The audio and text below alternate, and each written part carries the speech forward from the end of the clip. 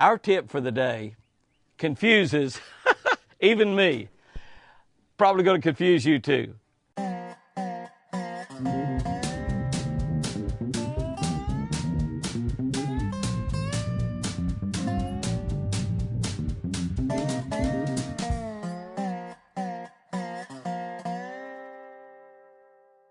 Good morning, guys and girls. It is May 26th. May 26th. May 26th, we're going to be looking in the book of Jeremiah.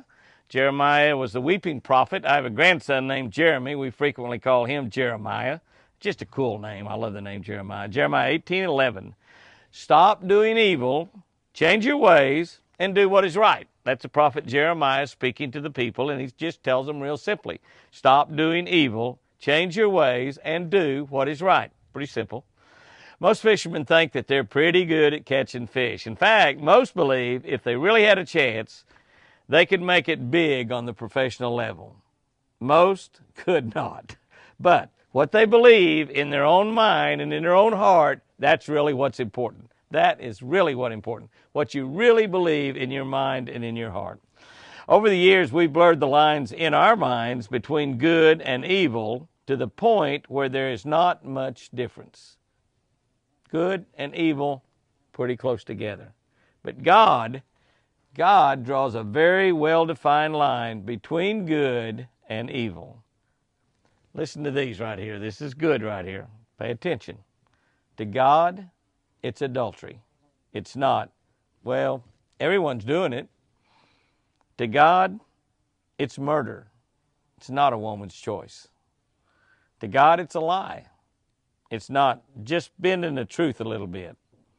Or, as I learned when I was a little kid, a little white lie. A little white lie. My daddy taught me in big way, a painful way, that a little white lie is not just bending the truth a little bit. It's a lie. To God, it's divorce, not incompatibility. Big word, not incompatibility. It's divorce. To God, pay attention to this one. To God, it's stealing. It's not, I cannot afford to tithe. It's time to wake up as a people and start doing right according to God. It's probably even more important to wake up as a Christian and start doing right according to God. You know, we look at a lot of statistics as we go through this life. The whole world is full of them. I love numbers, and I was amazed to find a few years back that the divorce rate among Christians is identically the same as it is among non-Christians.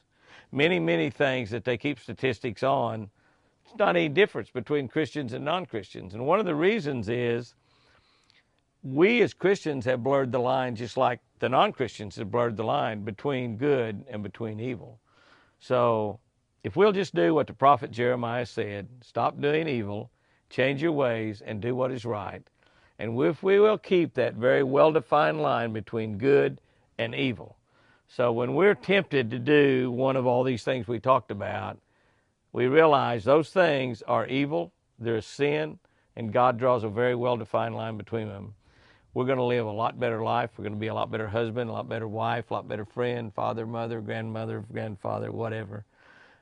We'll just be better people. And after all, guys and girls, that's what we're trying to do anyway. Here's our tip for today. This is a good one. This is great. It's a pretty straightforward tip. Watch for the mayfly hatch and fish near bushes and docks with mayflies. Fish with bushes and docks with mayflies.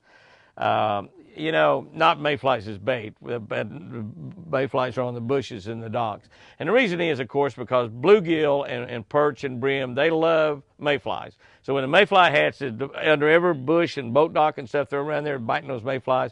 If you got the bluegill up there, the bass are going to come up and feed on the bluegill. And so it's just a great place to fish, just a great place to fish.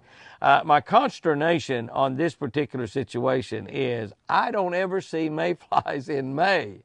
I don't ever see them. Here it is, May 26th, and we have no mayfly hatches. Do you have a mayfly hatch where you are? We have no mayfly hatches. The mayfly hatches just about all over the South and the North in June. We're up in June. We're up in fishing St. Clair in Michigan or fishing Minnesota or Wisconsin or wherever, and it's June or even July, and we're having mayfly hatches. So I don't know why they call them mayflies. It obviously didn't have anything to do with when they were hatched out. So anyway, Jeremiah 18:11, stop doing evil, change your ways, and do what is right. You know, every time I see that Jeremiah, I got to think about that song, Jeremiah Was a Bullfrog. He was a good friend of mine. Now, if I remember right, that was a Three Dog Night song. My friend, my fishing buddy, Corey Wells, the lead songer of Three Dog Night forever. Eddie Reisner, the guy that wrote our theme song, Chunkin' and Windin' for Jimmy Houston Outdoors television show, the piano player for Three Dog Night. One of those old rock and roll bands some of you can remember.